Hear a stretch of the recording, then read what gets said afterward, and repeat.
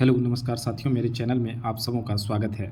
आज हम लोग बौद्ध धर्म के बारे में पढ़ेंगे और इनसे संबंधित सारे प्रश्नों को देखेंगे। तो चलिए शुरू करते हैं। पहला प्रश्न है कि महात्मा बुद्ध की शिक्षाएं सर्वप्रथम किस रूप में संकलित की गई? तो इसका उत्तर होगा त्रिपिटक के रूप में महात्मा बुद्ध की शिक्षाओं को सबसे पहले संकलित की गई थी। दूसरा प्रश्न है कि महाभिनिष्क्रमण से क्या तात्पर्य है? देखिए, महाभिनिष्क्रमण का तात्पर्य होता है बुद्ध के गृहत्याग की घटना। बुद्ध के गृहत्याग की घटना को महाभिनिष्क्रमण कहा गया है। तीसरा प्रश्न है कि बुद्ध को ईश्वर के रूप में पूजने वाला बौद्ध संप्रदाय कौन सा है? तो बुद्ध को जो ईश्वर के रूप में पूजता है ये संप्रदाय महायान संप्रदाय है। अगला प्रश्न है किस बौद्ध संगति में बौद्ध संघ स्थाविरवादी तथा महासंघिक जैसे दो भागों में विभाजित हुआ? तो द्वितीय बौद्ध संगति में बौद्ध संघ दो भागों में बट गया, एक भाग स्थाविरवादी तथा दूसरा भाग महासंघिक। अगला प्रश्न है कि बौद्ध मत के उपसंपदा पद से क्या तात्पर्य है? बौद्ध मत के उपसंपदा पद से तात्पर्य है कि बौद्ध भिक्षु के धर्म परिवर्तन की अंतिम अवस्था। अगला प्रश्न है कि बुद्ध किसके राज्यकाल में कौशाम्बी आए थे? तो देखिए, बुद्ध जो है कौशाम्बी उदीन के राज्यकाल में आए थे। आगे नोट दिया हुआ है कि बुद्ध धर्म में शून्यवाद तथा विज्ञानवाद जैसी दार्शनिक पद्धतियों का उदय हुआ। इसका प्रभाव शंकराचार्य के दर्शन पर भी पड़ा। इसी पर के कारण उन्हें प्रच्छन्न बुद्ध की उपमा भी दी गई जाती है। अगला प्रश्न है कि बौद्ध धर्म के 4 आर्य सत्य क्या हैं? तो देखिए, बौद्ध धर्म के 4 आर्य सत्य हैं। पहला है दुख, दूसरा है दुख समुदाय, तीसरा है दुख निरोध और चौथा है दुख निरोधगामिनी प्रतिपदा। अगला प्रश्न है कि बौद्धों की रामायण के नाम से प्रसिद्ध बुद्ध चरित्र के रचनाकार कौन थे? बुद्ध चरित्र के रचनाकार अश्वघोष थे। अगला प्रश्न है कि अशोक का कौन सा अभिलेख इस परंपरा की पुष्टि करता है कि गौतम बुद्ध का जन्म लुम्बिनी में हुआ था? तो ये अभिलेख है रुमनदेई स्तंभ अभिलेख। इस बात की पुष्टि करता है कि गौतम बुद्ध का जन्म लुम्बिनी में हुआ था।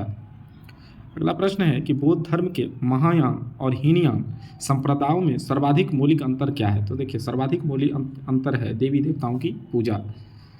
अगला प्रश्न नोट दिया हुआ है कि बुद्ध की सर्वाधिक मूर्तियां का निर्माण गांधार शैली में हुआ है। बुद्ध की जितनी भी मूर्तियां बनी हैं लगभग सभी गांधार शैली में बनी हुई है, लेकिन बुद्ध की प्रथम प्रतिमा जो थी वो मथुरा कला शैली में बनाई गई थी। अगला प्रश्न है कि भारतीय कला में बुद्ध के जीवन की किस घटना का चित्रण मृग सहित चक्र द्वारा दिखाया गया है? तो इसका सही उत्तर है कि प्रथम उपदेश को मृग सहित चक्र के द्वारा दिखाया गया है। अगला प्रश्न है कि बोध गया के महाबोधि मंदिर का संबंध गौतम बुद्ध के जीवन की किस महत्वपूर्ण घटना से है? तो इसका उत्तर है गौतम बुद्ध के ज्ञान की प्राप्ति से। अगला प्रश्न है कि बुद्ध के उपदेश किससे संबंधित है? तो बुद्ध के जो उपदेश हैं ये आचरण की शुद्धता एवं पवित्रता से संबंधित है। बौद्ध धर्म के वास्तविक संस्थापक थे महात्मा बुद्ध। महात्मा बुद्ध का जन्म 563 ईसा पूर्व में हुआ था। महात्मा बुद्ध का जन्म स्थल है लुम्बिनी वन, जो कि कपिलवस्तु वर्तमान में रुमनदेई नेपाल में पड़ता है। महात्मा बुद्ध के पिता का नाम था सुदोधन, जो शाक्यों के राज्य कपिलवस्तु के शासक थे। महात्मा बुद्ध के माता का नाम था महामाया देवी, जो कोल्य गणराज्य की राजकुमारी थी। महात्मा बुद्ध के बचपन का नाम था सिद्धार्थ, गोत्र था गौतम। महात्मा बुद्ध का पालन पोषण उसकी विमाता प्रजापति गौतमी ने किया था। महात्मा बुद्ध की पत्नी का नाम था यशोधरा, जो कोल्य गणराज्य की राजकुमारी थी। महात्मा बुद्ध के पुत्र का नाम था राहुल और महात्मा बुद्ध का जो सारथी था उसका नाम था चन्ना। महात्मा बुद्ध के घोड़े का नाम था कंथक। ज्ञान प्राप्ति स्थल महात्मा बुद्ध को गया में निरंजना नदी के तट पर ज्ञान की प्राप्ति हुई, जिसे घटना संबोधि भी कहा जाता है। महात्मा बुद्ध प्रथम उपदेश ऋषिपतन सारनाथ में दिए थे। महात्मा बुद्ध प्रथम उपदेश ऋषिपतन सारनाथ में दिए। महात्मा बुद्ध के जो शिष्य थे आनंद व उपाली। धर्म प्रचार का स्थल महात्मा बुद्ध का धर्म प्रचार शाक्य, काशी, मगध, अंग, मल, बज्जी और कौशल गणराज्य तक हुआ था।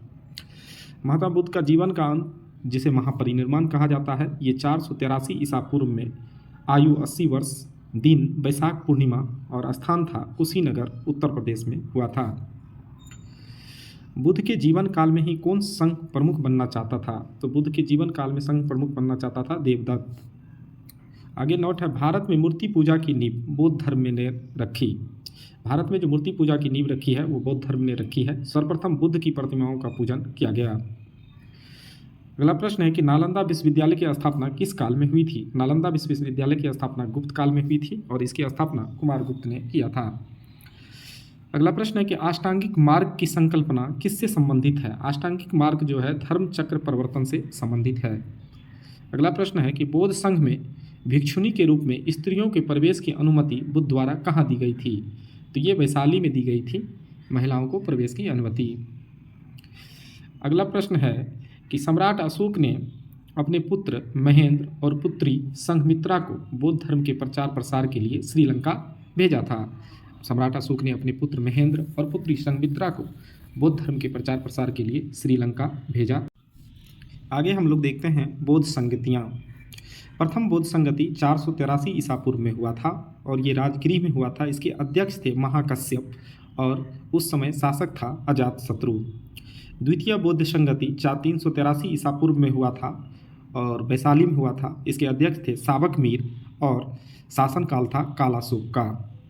तृतीय बौद्ध संगति 250 ईसा पूर्व में हुआ था और ये पाटलिपुत्र में हुआ था। उस समय अध्यक्ष थे मंगलीपुत्तिस और उस समय शासक था अशोक का। चौथा बौद्ध संगति 98 ईसा पूर्व में हुआ था। ये संगति कुंडलवन कश्मीर में हुआ था और इस समय अध्यक्ष थे वसुमित्र एवं उपाध्यक्ष थे अश्वघोष और शासनकाल था कनिष्क का। अगला क्वेश्चन देखते हैं कि नागा अर्जुन किस बौद्ध संप्रदाय के थे। तो नागा अर्जुन जो थे ये माध्यमिक संप्रदाय के थे। अगला प्रश्न है कि विश्व का सबसे ऊंचा विश्व शांति स्तूप बिहार में कहाँ स्थित है। तो बिहार के राजगीर में विश्व का सबसे ऊंचा विश्व शांति स्तूप स्थित है।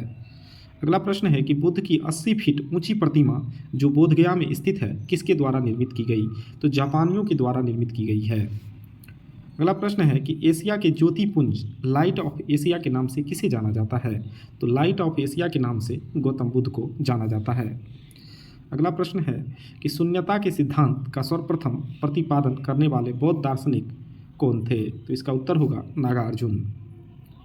अगला प्रश्न है कि नव नालंदा महाविहार किसके लिए विख्यात है। नव नालंदा महाविहार किसके लिए विख्यात। तो इसका उत्तर होगा पाली अनुसंधान के लिए। अगला प्रश्न है कि बौद्ध तथा जैन दोनों ही धर्म किस मत में विश्वास रखते हैं। बौद्ध तथा जैन दोनों ही कहते हैं कि कर्म तथा पुनर्जन्म के सिद्धांत में विश्वास रखते हैं। अगला प्रश्न है कि गौतम एक देवता का स्थान किस राजा के शासन काल में बुद्ध को प्राप्त हुआ।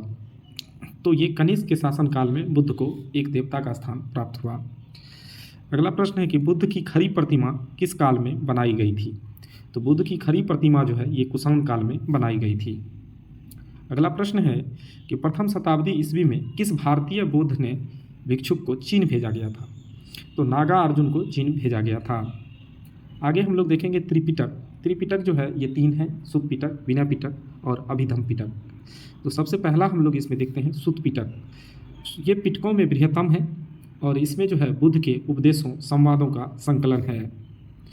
दूसरा है विनय पिटक। विनय पिटक ये पिटकों में जो है लघुत्तम है, मतलब छोटा है और बुद्ध के आध्यात्मिक व दार्शनिक विचारों का संकलन विनय पिटक में किया गया है। तीसरा है अभिधम पिटक। अभिधम पिटक ये पिटकों में मध्यम है और इसमें बौद्ध संघ के आचार विचार व नियम निषेध का संकलन किया गया है। अगला हम लोग प्रश्न देखते हैं कि बुद्ध के जीवन पर किन 4 दृश्यों का अत्यधिक प्रभाव पड़ा। तो ये जो 4 दृश्य थे, सबसे पहला था वृद्ध व्यक्ति, दूसरा बीमार व्यक्ति, तीसरा मृतक शव और चौथा था प्रसन्नचित्त सन्यासी। इन चारों का गहरा प्रभाव महात्मा बुद्ध के जीवन पर पड़ा। अगला प्रश्न है कि मगध के किस राजा ने बुद्ध के निवास के लिए वेलुवन नामक महाविहार बनवाया था। तो ये बिंबिसार ने महात्मा बुद्ध के निवास के लिए वेलुवन नामक महाविहार को बनवाया था। अगला प्रश्न है कि संघ में प्रवेश करने वाली प्रथम महिला कौन थी। तो संघ में जो प्रवेश करने वाली प्रथम महिला थी प्रजापति गौतमी, जो महात्मा बुद्ध के विमाता अर्थात मौसी भी थे। अगला प्रश्न है कि बुद्ध ने अपने जीवन की अंतिम वर्षा ऋतु कहाँ व्यतीत की। बुद्ध अपने जीवन की अंतिम वर्षा ऋतु वैशाली में व्यतीत किया था। आगे नोट है संसार अस्थिर और क्षणिक है, यह मान्यता बौद्ध धर्म से संबंधित है। आगे हम लोग देखेंगे कि बुद्ध के जीवन की घटनाएं एवं उनके प्रतीक। तो बुद्ध के जीवन की घटनाएं और उनके प्रतीक को देखते हैं। गर्भ, गर्भ को हाथी से दिखाया गया है। जन्म, जन्म का प्रतीक कमल है। निर्वाण, निर्वाण का प्रतीक पद चिन्ह है। प्रथम प्रवचन का प्रतीक चक्र है। ज्ञान प्राप्ति को बोधि वृक्ष से दिखाया गया है। ज्ञान प्राप्ति को बोधि वृक्ष से दिखाया गया है। यौवन, यौवन को सांड से दिखाया गया है। समृद्धि, समृद्धि को शेर से दिखाया गया है। और मृत्यु, मृत्यु का प्रतीक स्तूप है। और गृह त्याग का प्रतीक घोड़ा है। अगला प्रश्न है कि गांधार कला में बुद्ध को प्रतिबिंबित किया गया था। गांधार कला में बुद्ध को ग्रीन रोमन शैली में प्रतिबिंबित किया गया था। अगला प्रश्न है कि उपोषद, उपोषद का आचरण कौन करता था? उपोषद का आचरण बौद्ध भिक्षु करते थे। अगला प्रश्न है कि महायान बौद्ध धर्म में बोधिसत्व अवलोकितेश्वर को किस नाम से जाना जाता है? तो इसका उत्तर होगा पद्मपाणि के नाम से जाना जाता है। अगला प्रश्न है कि भारत का सबसे बड़ा बौद्ध मठ कहाँ स्थित है? उत्तर होगा सिक्किम में स्थित है। भारत में सबसे बड़ा बौद्ध मठ सिक्किम में स्थित है। अगला प्रश्न है कि बौद्ध शब्दावली में धर्म चक्र प्रवर्तन से क्या निर्देशित होता है? बुद्ध का प्रथम उपदेश निर्देशित होता है। अगला प्रश्न है कि वज्रयान बौद्ध धर्म में बुद्ध संगनी को कहा जाता था। वज्रयान बौद्ध धर्म में बुद्ध संगनी को तारा कहा जाता था। अगला प्रश्न है कि बौद्ध धर्म की किस शाखा में अनात्म सिद्धांत एवं पुगदल की मान्यता दी गई है? तो इसका उत्तर होगा सर्वास्तिक। अगला है महासंघिकों के अनुसार जीव किससे निर्मित हैं? महासंघिकों के अनुसार जीव नवधर्म से निर्मित हैं। अगला प्रश्न है कि बौद्ध धर्म के त्रिरत्नों में क्या शामिल है? बौद्ध धर्म के त्रिरत्न में है बुद्ध, धम्म और संघ। अगला प्रश्न है कि बौद्ध दर्शन के अनुसार कारण एवं कार्य सिद्धांतों को किस प्रकार जाना जाता है? बौद्ध दर्शन के अनुसार कारण एवं कार्य को प्रत्यय समुत्पाद के नाम से जाना जाता है। यहाँ हम लोग समझते हैं कि प्रत्यय समुत्पाद का अर्थ क्या है। देखिए, इसका अर्थ है कि संसार की सभी वस्तुएं किसी न किसी कारण से उत्पन्न हुई है और वे इस पर निर्भर हैं। उसी को प्रत्युत समुत्पाद कहा जाता है।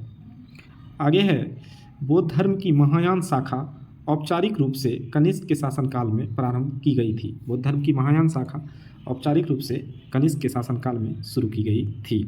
धन्यवाद दोस्तों। वीडियो अच्छी लगी तो वीडियो को लाइक करें, चैनल को सब्सक्राइब करें और वीडियो को शेयर करें। धन्यवाद।